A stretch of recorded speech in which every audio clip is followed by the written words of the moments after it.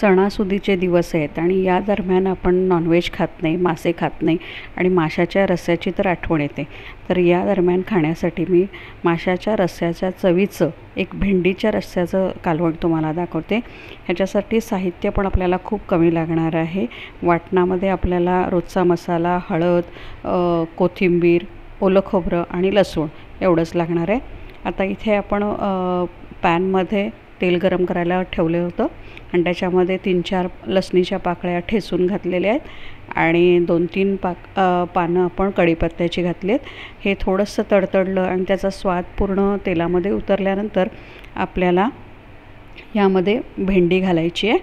भेंडी पण आपल्याला परतून घ्यायची. भेंडी अशी परतून तेलामध्ये घेतल्यामुळे त्याचा पूर्ण चिकटपणा निघून जाईल.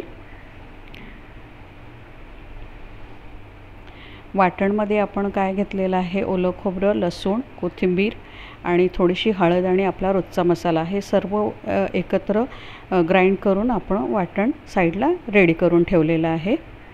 आणि हे वाटण घातल्यानंतर आपल्याला हे 10 मिनटं उकळायला द्यायचं आहे.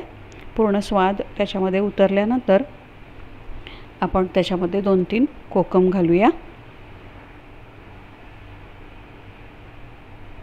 आपल्या आवडीनुसार आपण त्याला किती पातळ किंवा घट्ट करायचं ठरवू शकतो. आणि थोड्या वेळानंतर आपण त्याच्यामध्ये मीठ घालूया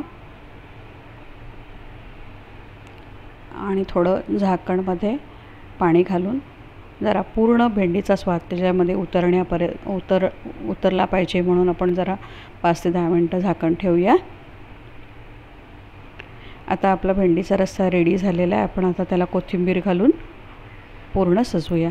तुम्हाला माझी ही रेसिपी कशी वाटली सांगा. थँक्यू.